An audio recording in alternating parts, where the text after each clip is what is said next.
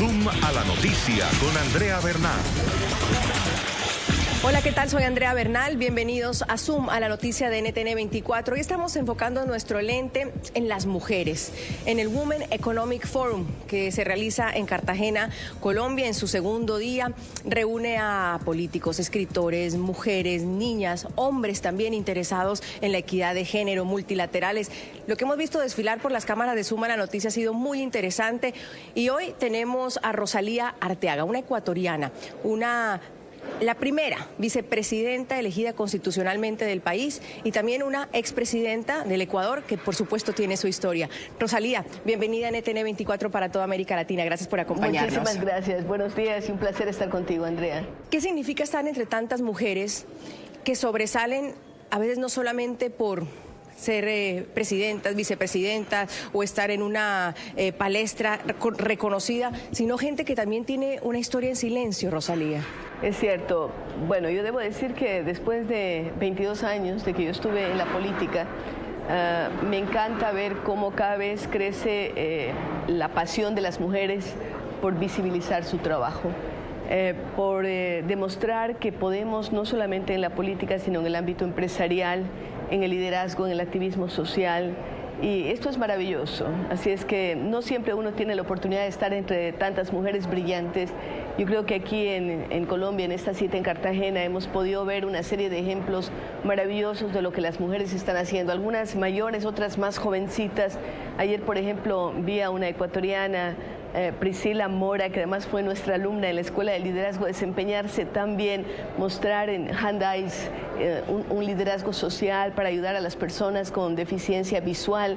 Me encantó, me encanta estar en estos grupos. ¿Cómo está el Ecuador en esos términos cuando los objetivos del milenio, del 2030, los 17 objetivos de desarrollo sostenible, el número 5 habla de equidad de género y va hacia que el mundo debe llegar a ese lugar, pero nos faltan 10 años, Rosalía, para cumplirnos? ¿Cómo está el país, el Ecuador? En temas legales, de marco legal, el Ecuador ha sido pionero.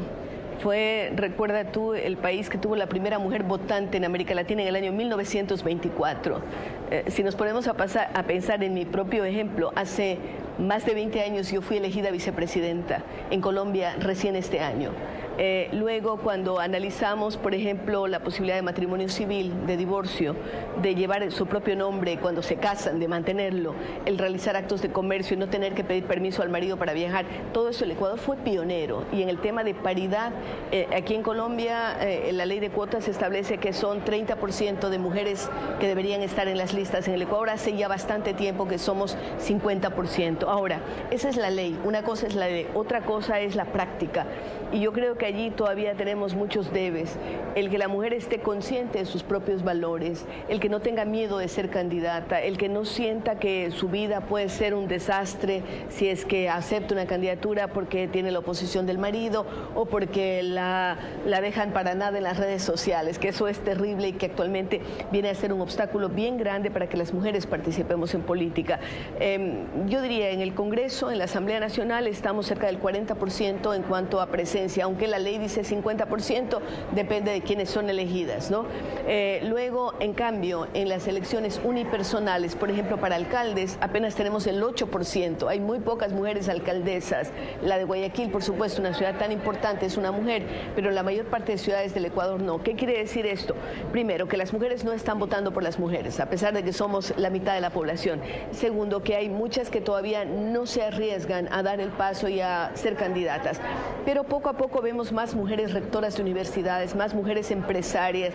Yo creo que vamos caminando y cuando comparativamente vemos las estadísticas, Ecuador no está en un mal lugar en este sentido.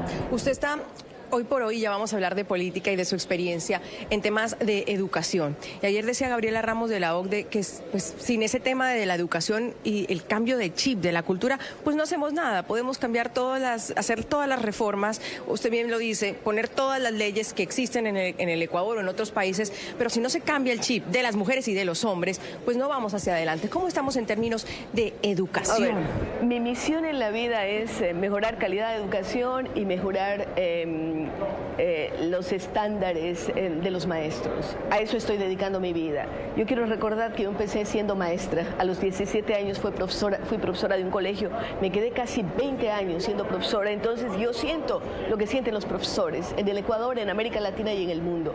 Dirijo actualmente una fundación dedicada precisamente, primero a capacitar maestros y luego a darles estímulos a través de premios de un concurso de excelencia educativa, que también es un concurso a nivel latinoamericano. El año pasado ganó una persona de Cúcuta en Colombia, este año ganó una profesora de Chiapas y eso me encanta.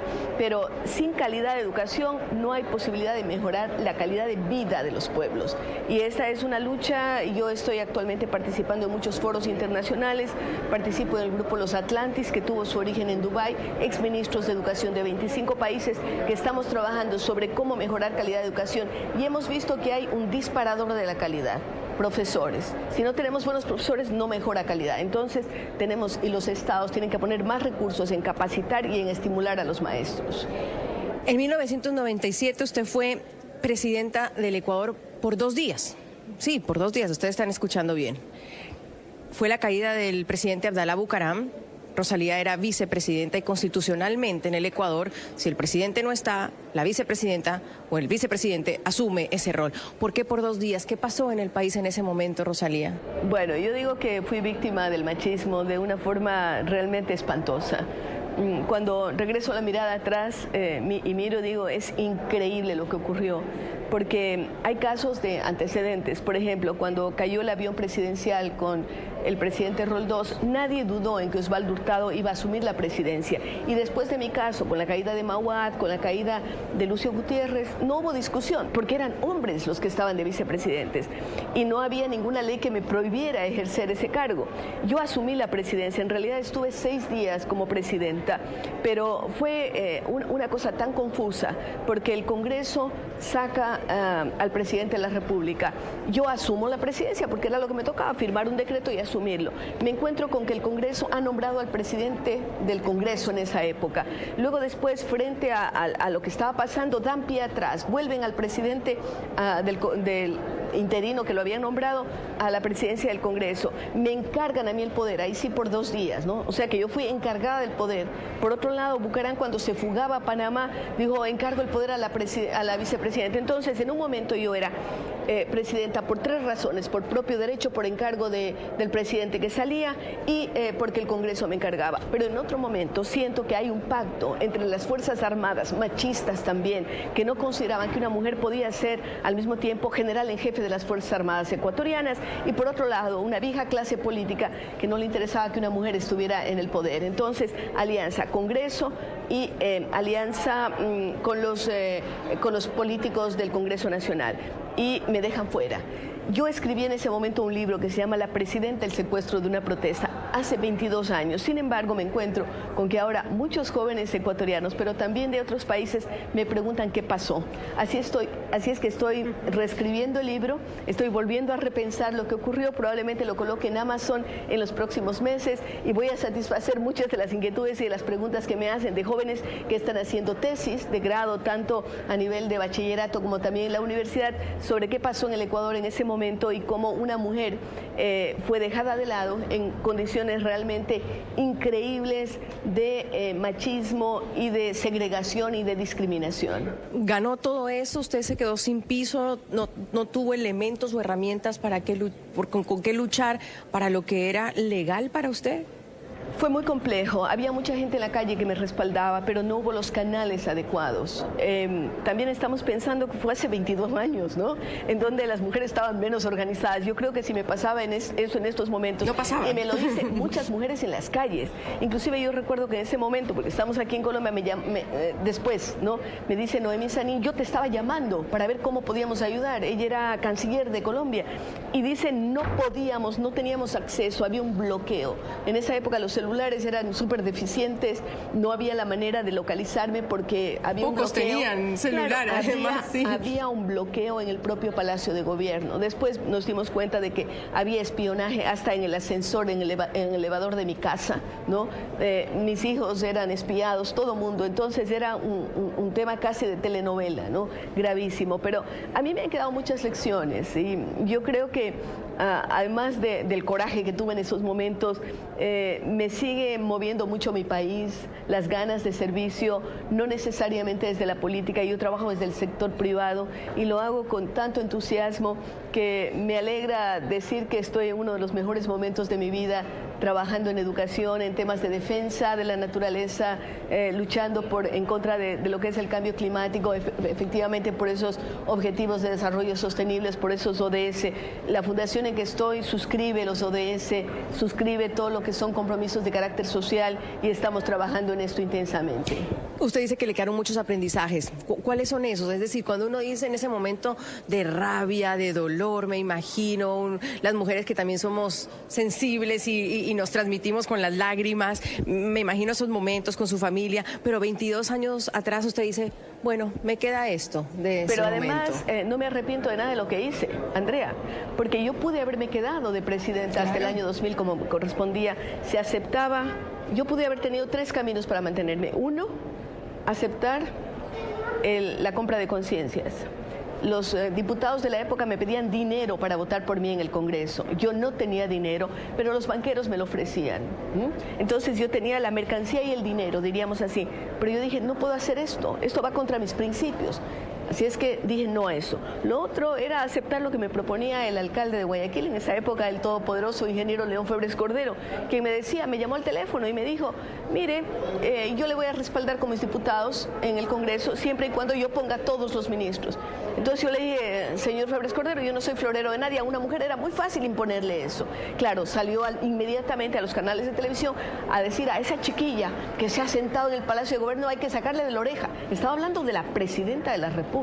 Y tercero, los jóvenes oficiales de las Fuerzas Armadas me dijeron, no estamos de acuerdo con la actuación de nuestros generales y queremos respaldarle y queremos que usted asuma todos los poderes. En ese caso no solamente habría sido la primera presidenta, sino la primera dictadora del Ecuador. Claro, y eso va contra mis principios. Yo soy una demócrata, una persona que cree en la república y en los valores.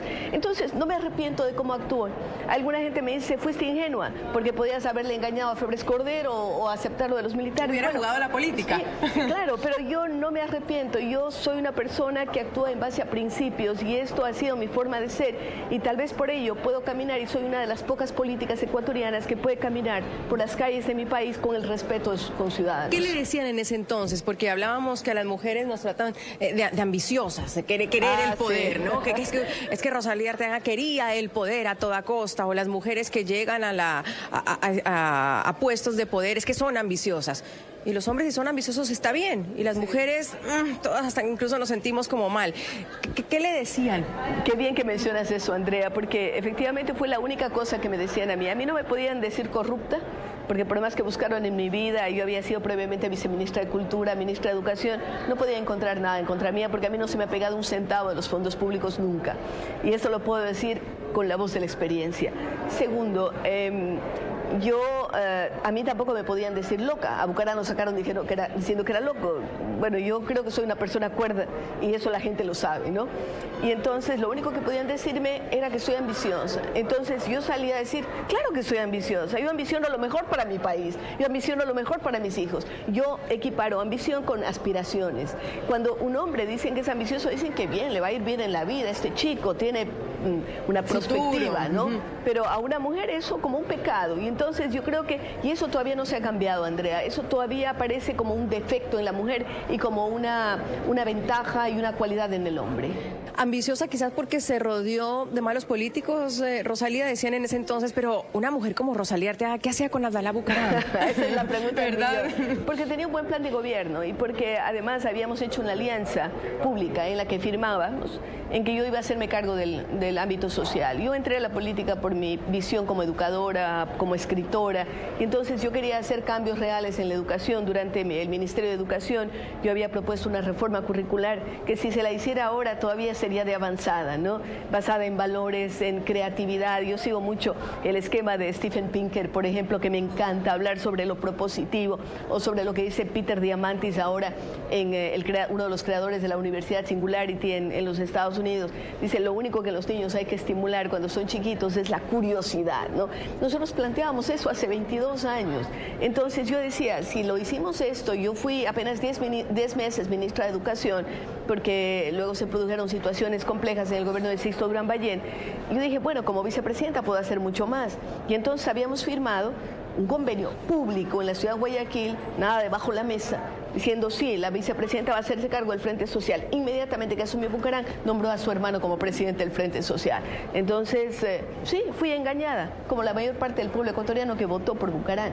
Pero eso es otra historia, y realmente la preocupación mía es que los políticos muchas veces se llenan la boca en el momento preciso de las elecciones para decir, o cuando están en la campaña, para decir que van a hacer maravillas, y luego hacen totalmente lo contrario que aquello que le ofrecieron al pueblo. 22 años atrás ya el Ecuador ha pasado por muchas inestabilidades democráticas. Sin embargo, llega el presidente Rafael Correa al poder y todo el mundo, incluso en la región, decía, bueno, finalmente hay una estabilidad democrática en el país. Pero tuvo unos altos costos, Rosalía, para algunos. Estabilidad, pero no democrática. Yo en eso soy muy consciente de que durante el gobierno de Correa hubo una especie de dictadura, una dictadura ganada en las urnas, si se quiere, pero el hombre fue terrible, y su gobierno en temas de libertad de expresión, por ejemplo. No había libertad de expresión, los medios no podían decir lo que querían. Mezcla de poderes, acumulación de poder. El presidente salía en una sabatina famosa y de pronto decía, a esta persona hay que enjuiciarle. El día lunes, la corte estaba enjuiciando, o un juez por ahí salía y enjuiciaba a la persona que él había dicho. Entonces él decía, yo mando en el país, yo mando en el Ejecutivo, en el Legislativo, en el Judicial. Eso no es democracia. Democracia es división de poderes, no solamente elección en las urnas. Entonces creo que esos 10 años, sí, hubo estabilidad, pero la democracia perdió, el Ecuador perdió, hubo mayor, y hay todavía una división brutal entre ecuatorianos. Yo sé que Correa tiene todavía un espacio de popularidad importante en el país, pero él fue pernicioso para el Ecuador desde el punto de vista económico, porque nos dejó endeudados a pesar de que gozamos de los más altos precios del petróleo, porque también nos endeudó con China, con los diferentes prestamistas, porque metió mano en el dinero de la seguridad social y ahora no sabemos qué va a pasar con las jubilaciones, pero también por otro tema, el tema de la corrupción, que fue impresionante. Yo creo que este gobierno actual tiene una deuda enorme, que es tratar de recuperar los dineros que se fueron licuados en la corrupción. Si sabemos quiénes son los culpables, si sabemos dónde están los paraísos fiscales, a dónde volaban los aviones presidenciales, ¿no? A veces sin personas dentro. Si sabemos todo eso, ¿por qué no perseguimos dónde está el dinero? Pero por otro lado, también es un tema gravísimo. En mi caso, como educadora, puedo decir que en educación retrocedimos, que se preocupó por la construcción de escuelas, que llamó las escuelas del milenio, escuelas en donde se puede licuar la corrupción en la construcción, pero no se preocupó por capacitación de maestros. De hecho, más bien limitó una serie de cosas, como acabó con la educación técnica, dijo que el inglés no era necesario y por lo tanto nuestros niños retrocedieron, el tema de la computación, en fin, una serie de cosas que volvimos atrás, y realmente eso es algo que a mí me preocupa. En lo que concuerdan muchos políticos y la gente que ha visto al Ecuador desde afuera, pero llega alguien que se supone era el aliado del presidente Rafael Correa, su vicepresidente Lenín Moreno. ¿Cómo ve usted este cambio en el presidente actual, que nadie se la creía al inicio? Desde afuera uno le preguntan, ¿qué fue lo que pasó? ¿Qué fue lo que pasó en el Ecuador? ¿Y cómo ve usted ese inicio del gobierno del presidente Moreno? A ver, para mí es positivo el hecho de que Moreno se haya desmarcado de Correa. Yo creo que partió de que el anterior presidente decía tiene la mesa servida, y cuando se sentó a la mesa, Moreno se encontró con que había un montón de deudas y no había nada encima de la mesa, ¿no? Y entonces me imagino, yo no he conversado con él, que ese habrá sido un shock para él, que pensaba que todo estaba maravilloso y que las cosas iban a ir bien. Pero yo creo que hay un mérito enorme en Moreno, en el sentido de haber abierto las puertas para la discusión. Ahora ya la gente no tiene miedo de hablar, ya con eso ya es bastante. No es suficiente, por supuesto abrió caminos de diálogo, pero dentro del manejo económico hay mucho por hacer, y el Ecuador todavía no ve una luz en relación a qué va a pasar con el futuro del país. Nos hemos endeudado más, ahora con prestamistas, pienso yo, de mejor calidad, en el sentido de que son menos intereses, más largos plazos, como el Fondo Monetario Internacional o los organismos cooperantes como el BID, el Banco Mundial, la propia Corporación Andina de Fomento, la CAF. Pero por otro lado no estamos viendo todo aquello que necesitaríamos, y la gente desde el punto de vista social está preocupada. Primero porque se acostumbraron a que antes había mucho dinero para bonos y dádivas y ahora no lo hay. Entonces el gobierno debería ser mucho más claro en decir esto es lo que está pasando y estas son las líneas que vamos a tomar. Habrá sacrificio para todos, pero el gobierno tiene que sacrificarse, no puede exigirle todos los sacrificios al pueblo, que al final es el que paga los platos rotos. ¿La política para Rosalía en un futuro, Rosalía, o a qué está dedicada ella? Complicada.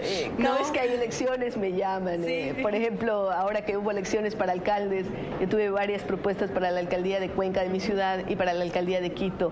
Propuestas bastante interesantes, y siempre quieren que salga de candidata presidencial. Pero yo quiero demostrarle a mi país y tal vez a otros que no necesariamente uno tiene que estar en la política para servirle al Ecuador. Se lo hace a través de la comunicación, como es tu caso, como es el mío. Yo tengo un programa de televisión más de 20 años en la televisión ecuatoriana.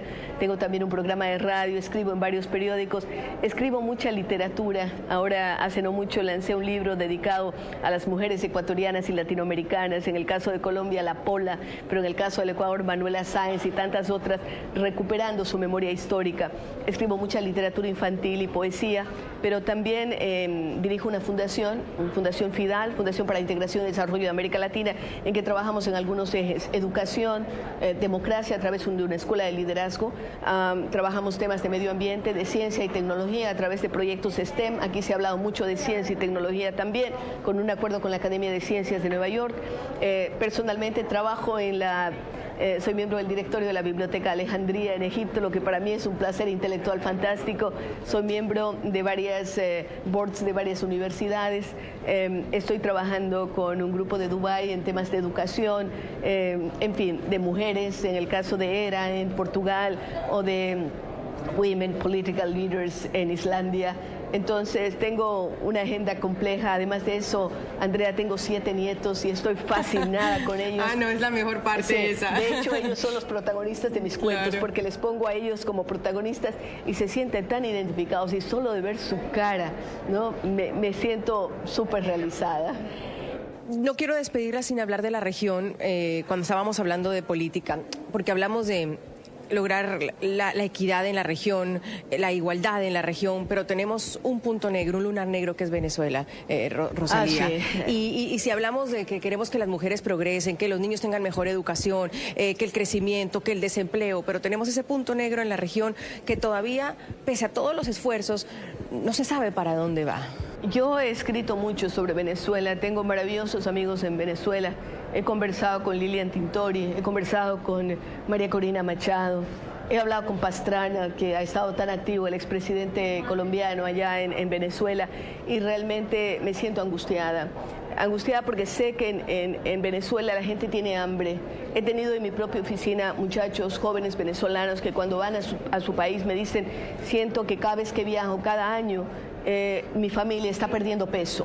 Me parece que no se ha puesto suficiente énfasis en analizar, por ejemplo, qué está pasando con los niños desnutridos en Venezuela.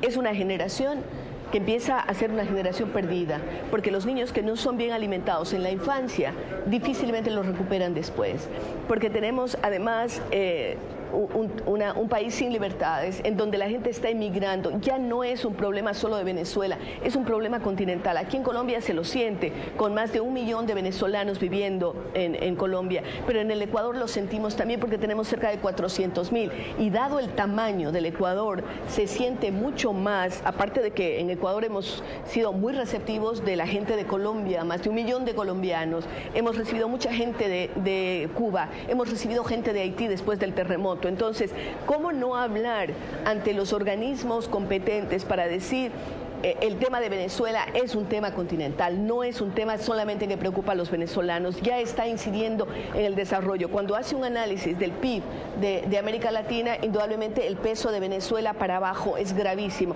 Un país que dicen que está mejor este año porque tiene el 1.000.000% de inflación, el 1.000.000%, se hablaba de 10 millones y dicen no, estamos mejor porque estamos con 1 millón. 1.000.000% es una locura. El papel moneda en Venezuela vale más el costo del papel de lo que significa, de lo que tiene un dinero para comprar. Hace un par de años yo estuve en Venezuela, en Barquisimeto y Caracas, y saqué un billete de $10 y mis amigos me dijeron escóndelo. ¿Por qué? Porque por ese billete te pueden matar.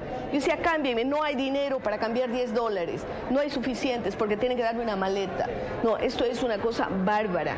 Yo realmente apelo a los organismos como la OEA, como Naciones Unidas, que tienen que ser mucho más proactivos en encontrar una solución para un país maravilloso como Venezuela. Y cuando uno habla de solución y habla de la salida, la famosa salida, que en las calles, que en los organismos internacionales, que el cerco diplomático impulsado por el presidente Iván Duque de Colombia, que en la intervención militar, ¿cuál es la salida? Me preocupa. A mí me preocupa que todo lo que está pasando en Venezuela pueda desembocar en violencia. No solamente porque al parecer la cúpula de las Fuerzas Armadas está permeada por temas de narcotráfico, y esto hay que decirlo, ¿no? Pero en realidad es una narcodictadura lo que está viviendo Venezuela, pero también porque hay grupos paramilitares armados desde la época anterior, desde la época del presidente Chávez, y entonces me preocupa el enfrentamiento y el saldo de muertes que puede tener. Yo no sé si la solución militar sea una solución verdaderamente, pero no podemos contemplar impasiblemente y tenemos que ser más creativos, tal vez los latinoamericanos, a la hora de definir qué hacer, que se reúnan más los presidentes, que encuentren los cancilleres formas de que sin que sufra la población, ese gobierno tiene que salir y tiene que haber elecciones libres, no elecciones tuteladas por un consejo electoral que sabemos que está parcializado, porque van a haber elecciones y en un momento determinado van a decir, bueno, ganamos otra vez.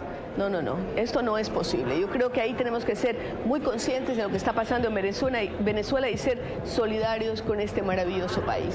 Rosalía Arteaga, ex vicepresidenta de Ecuador, expresidenta de Ecuador, educadora, amiga, qué bueno tenerla en NTN 24. Muchas gracias. Mil gracias. Andrea. Muy gentil. De políticas y educadoras, de vicepresidentes a presidentas, pues estamos con una empresaria y una inmigrante, Claudia Mirzna.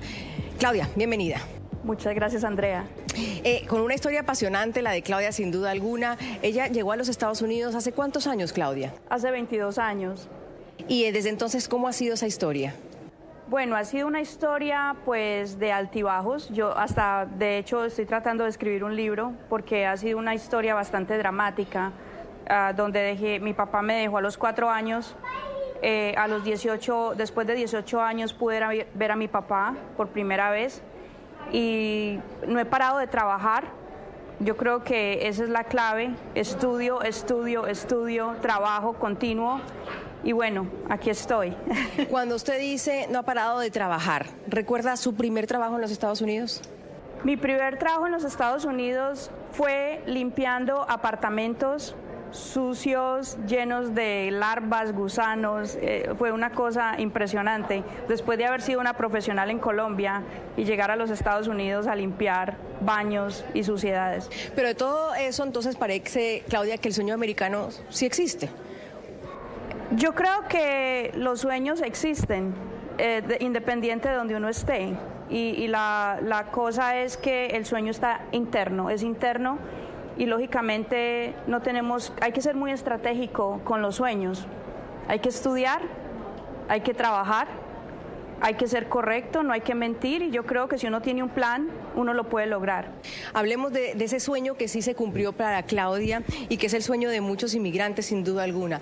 Claudia, usted tiene una empresa muy poderosa, y no me refiero a poderosa en lo político, sino poderosa en lo que hace y cómo ayuda. ¿Cómo se llama esa empresa y en qué está enfocada? La empresa se llama Acorbi y es una compañía que ofrece servicios en 177 idiomas en muchas partes del mundo, y básicamente tenemos centros de llamadas, proveemos servicios de traducción, contratación de personal, y trabajamos enviando intérpretes a las diferentes hospitales y compañías. Y bueno, y ahora estamos bastante incorporados en el área de tecnología, en telecomunicaciones. Y bueno, aquí poco a poco vamos construyendo eso.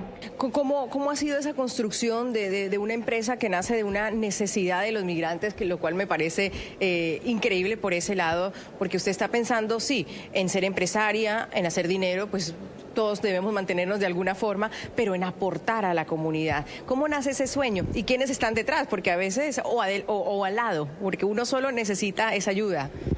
Yo creo que una de las cosas más importantes del éxito es saber rodearse de gente buena.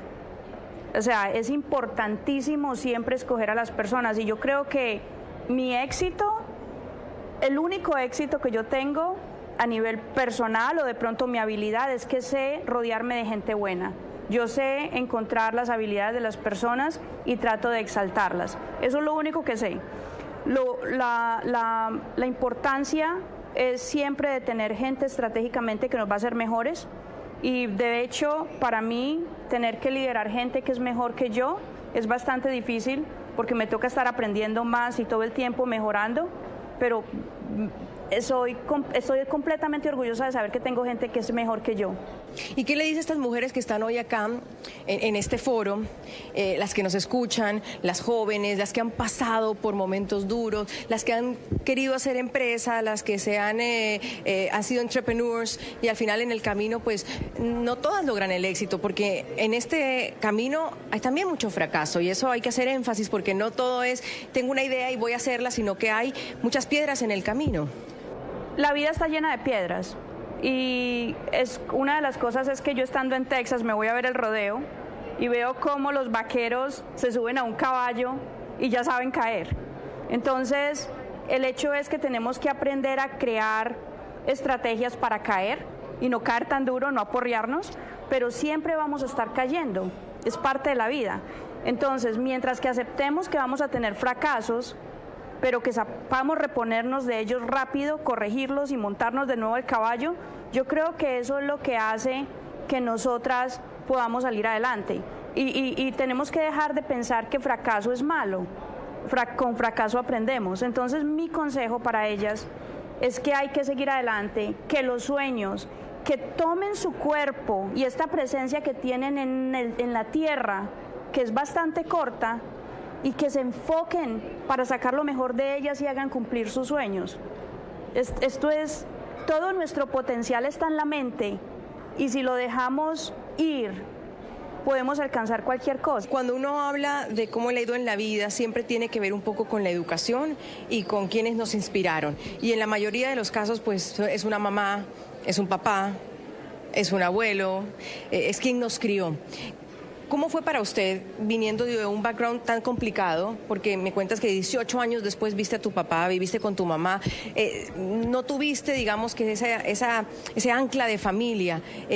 ¿Quién fue esa inspiración? ¿Quién te dijo sí se puede? ¿Quién te enseñó que había que empoderarse? ¿Quién te dijo hay que fracasar, pero hay que estudiar y hay que ser la mejor? ¿Quién estuvo detrás? Mi mamá ha sido una persona instrumental. Mi mamá creo que solamente estudió hasta segundo de primaria, pero es una persona con un optimismo. Yo nunca he visto a mi mamá derrotada. Es una persona que sabe de finanzas, sabe de estrategia, tiene una mente abierta. Entonces mi mamá siempre me ayudó a no tomar derrota, y hasta cuando tengo problemas en el negocio y necesito tomar decisiones fuertes, ella es la que me dice: es que no le tenga miedo a nada, hay que hacerlo. Me enseñó acerca de la verdad. Hay gente muy buena. El jefe de mi mamá era un pequeño empresario en Medellín, y los ingenieros de él me adoptaron, me enseñaban matemáticas, inglés, no me dejaron salir del colegio, me metieron a estudiar, me pusieron a estudiar en el colegio de la Presentación, y todo el soporte de las hermanas de la presentación, los ingenieros del trabajo, mi mamá. Todo este sistema de soporte se va creando, pero también hay que saberlo seleccionar y aprovechar la gente buena que siempre está alrededor de uno. Sin duda, Claudia tuvo eso que se necesita para avanzar, que es esa inspiración de atrás, el tema de la educación que lo hemos conversado aquí a lo largo de esta jornada. Claudia, no solo empresaria, sino migrante. Y eso también tiene un valor agregado por el tema de la migración, no solo en Estados Unidos. Hablábamos hace poco con la vicepresidenta de Ecuador, con la exvicepresidenta de la migración venezolana, de cómo la migración está en algunos lugares aportando a la región. ¿Cómo ve usted el tema de la migración en Estados Unidos con un gobierno que para algunos ha sido polémico, tratado de poner pues fuertes leyes de migración, pero por el otro lado pues está rompiendo familias, los niños están saliendo, los migrantes están atrapados en la frontera? ¿Cómo fue y cómo lo ve ahora? Una de las cosas que yo veo acerca de la inmigración, hay varios componentes. Uno de los componentes es que yo cuando estaba pequeña soñaba de tener que pasar la frontera debajo. Este problema de frontera ha existido por mucho tiempo. Yo pensaba cómo ir a ver a mi papá y me pensaba pasar debajo de la frontera haciendo un hueco, y esos eran mis sueños, de cómo iba a ver a mi papá, porque no había forma humana que yo pudiera ver a mi papá. Entonces, este tema de la inmigración es bastante difícil, pero yo creo que hay problemas en este momento hasta más grandes. A mí me duele la situación de Venezuela. Es una situación que lleva muchísimo tiempo sin ser arreglada. Entonces yo creo que hay problemas más grandes, y una de las cosas que más me duele es que ninguna persona en la tierra tiene que dejar a su país. Entonces yo creo que no es tanto el problema de la migración, es cómo nosotros tenemos que empoderar a nuestras mujeres, cómo tenemos que empoderar a todas las personas para que sean parte activa de tomar decisiones en el gobierno, para que ninguna persona tenga que dejar a su país. Porque, Andrea, yo tengo mucho dolor. Yo tengo mucho dolor de haber dejado a Colombia pobre y sin oportunidades. Y por eso quiero llegar acá de nuevo, porque quiero ayudar a crear oportunidades para que otras personas no tengan que hacer lo que tuvo que hacer Claudia Mirza, de separarse de su padre de 18 años. Entonces yo creo que nuestra oportunidad es ayudar a tomar decisiones y ser activos en la sociedad para que esto no pase. Cuando usted dice que con mucho dolor dejó Colombia, Claudia, ¿ha pensado en volver? Hay muchos migrantes que después de hacer vida en Estados Unidos dicen, bueno, me voy a jubilar, ya hice lo que tenía que hacer, tuve hijos, tengo nietos, y regresan a su país de origen. ¿Lo ha pensado? A usted le falta mucho para todo eso. Yo estoy viajando por todo el mundo tratando de entender los problemas mundiales. Y estoy tomando muchos puntos de vista, y una de las cosas que en este momento quiero y veo es que Colombia necesita mucha ayuda, desde el punto de vista de empoderamiento, desde el punto de vista de crear sociedades sostenibles donde la mujer está tomando parte activa. Yo pienso que hay mucho por hacer, y yo tengo una espina, y a mí me gustaría de pronto en el futuro, y quiero comenzar a estudiar, porque me gustaría de pronto ser parte activa, no sé, a nivel de gobierno, o empezar a trabajar de pronto con una ONG importante donde se pueden conversar los temas de paz y hablar acerca de paz, o ir a mediar paz. Eso sería una de las cosas que me gustaría hacer en el futuro. ¿Me suena la política para Claudia? A mí me gusta, pero tengo que ser muy estratégica.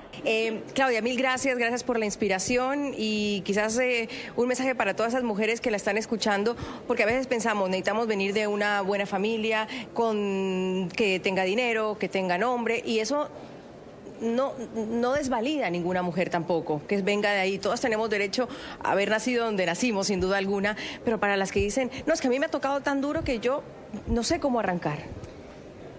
Si Claudia Mirza lo pudo hacer, una niña que viene de comuna, que ha estado pasando hambre, a llegar a la Universidad de Harvard, verse con el presidente de los Estados Unidos y estar en este momento donde estoy, todas ustedes lo pueden hacer.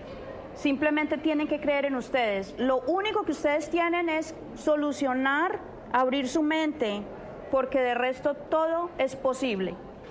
Y no pierdan su tiempo en la tierra pensando que no pueden, porque un pájaro siempre puede volar hacia arriba y él nunca está pensando cómo se puede ir abajo. Entonces, destapen todo su potencial y Colombia está en un momento importantísimo. La economía está saliendo adelante, estamos todos saliendo adelante, entonces para arriba.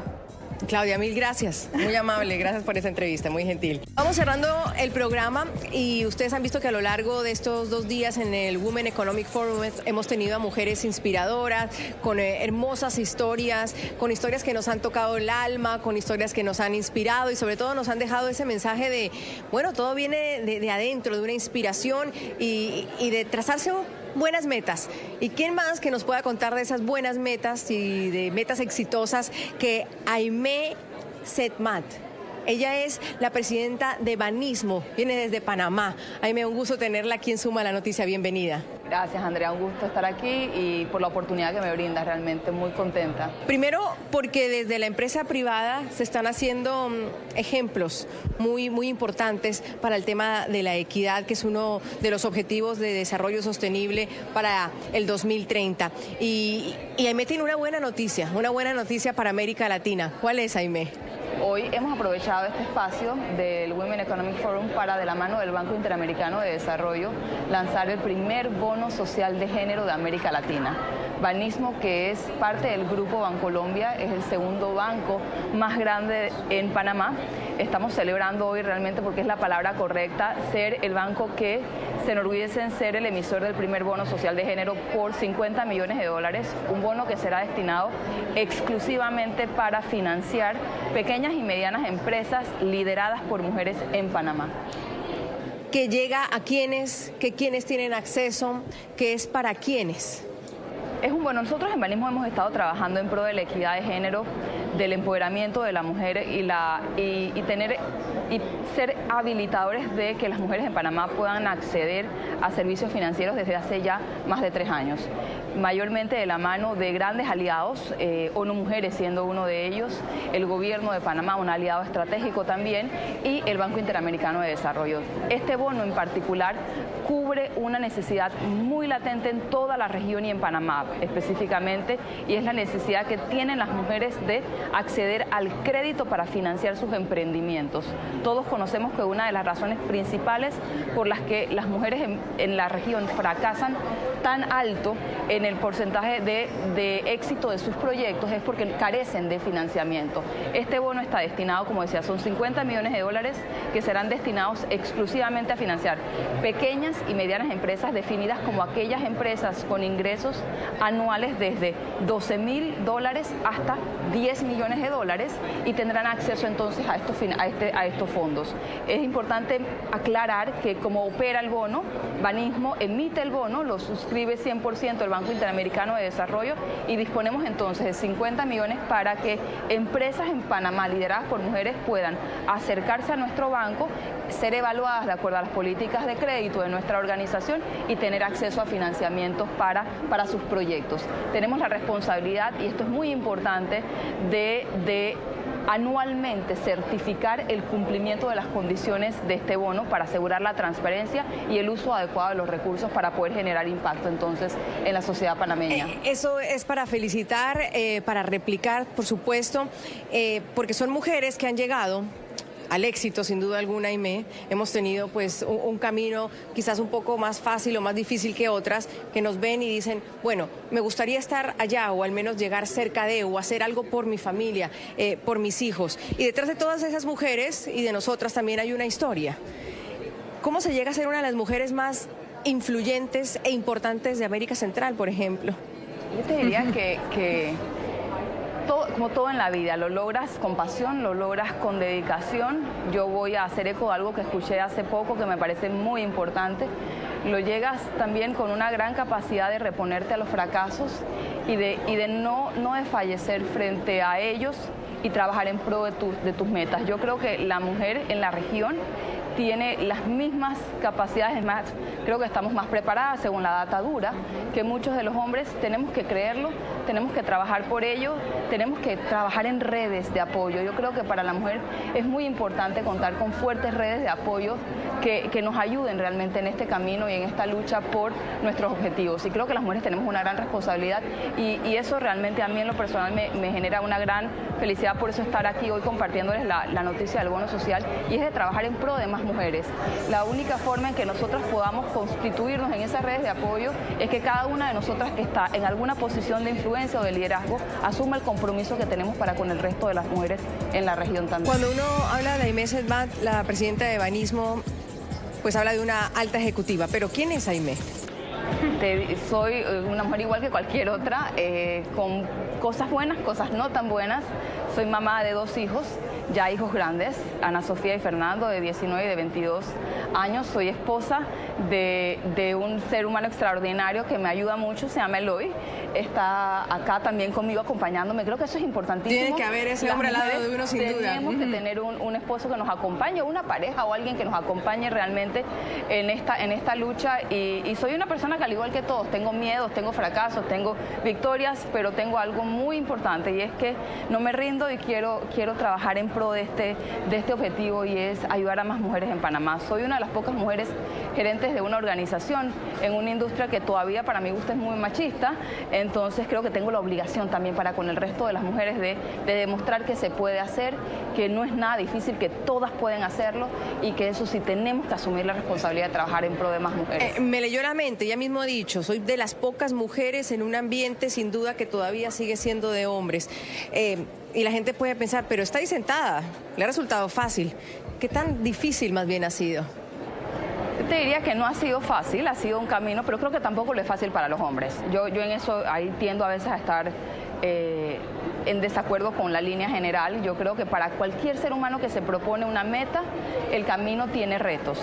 Que ha sido muy importante en mi vida tener mentores.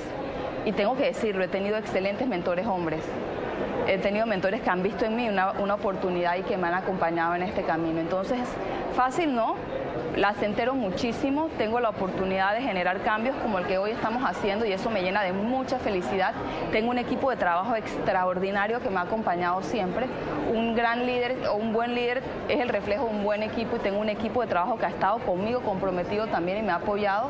Entonces te diría que difícil al igual que cualquier otro que se pone metas altas, digamos, pero tiene grandes beneficios y grandes recompensas también. Todavía se maneja mucho en nuestro medio de mujeres, es decir, es que o escoge uno ser exitoso en su trabajo y ser trabajadora y lograr sus sueños laborales, o educar bien a los hijos, o estar con ellos, o dedicarles el tiempo. Es como que todavía tenemos la dualidad de qué hacemos bien porque queremos hacer todo bien, y si hay hijos de por medio, pues hay que hacerlo bien.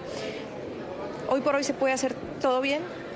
Te digo que hoy creo que esta generación la tiene más fácil que mi generación, te lo digo francamente. Creo que han tenido la visión de entender que la familia es un rol compartido también. Y veo el caso de mi hija, y veo a mi hija con una mirada en donde el cielo es el límite, y realmente debe ser capaz de alcanzar su felicidad y trabajar en pro de lo que la haga feliz. Y si eso implica tener una familia, la responsabilidad es compartida entre una pareja y la mujer. Entonces, creo que hoy se puede, no es fácil. Yo creo que las mujeres todavía tenemos que trabajar mucho en liberarnos de las culpas. Lo hablábamos hace poco, y yo en lo particular me hubiese gustado estar más tiempo con mis hijos. Ojalá puedan ver esto para que lo escuchen. Pero creo que al final, cuando... Yo creo que uno viene a la vida a ser feliz. Yo en esto estoy convencida, y uno nunca debe poder renunciar a ello por nadie. En la medida en que cada uno de nosotros como seres humanos logremos alcanzar ese estado de lo que nos hace feliz, esa felicidad irradia en cómo yo me relaciono con las demás personas, incluyendo hijos, parejas. Entonces, entienden que su mamá es feliz haciendo esto, y creo que son felices ahora viéndome que soy feliz realizándolo, y entienden los sacrificios que conllevan. El camino conlleva sacrificios, y estoy contenta de que creo que la generación que nos sigue va a ser capaz de manejarlo mucho mejor de lo que lo hicimos nosotras. Hemos tenido personas de muchos países aquí, y les he preguntado a cada uno cómo ve su país en términos de equidad. ¿Usted cómo ve Panamá? con grandes oportunidades todavía. Creo que Panamá es un país extraordinario, es un país que desde la perspectiva económica quizás hasta la envidia de muchos otros países en la región, pero desde la perspectiva de equidad de género todavía tenemos un camino por recorrer.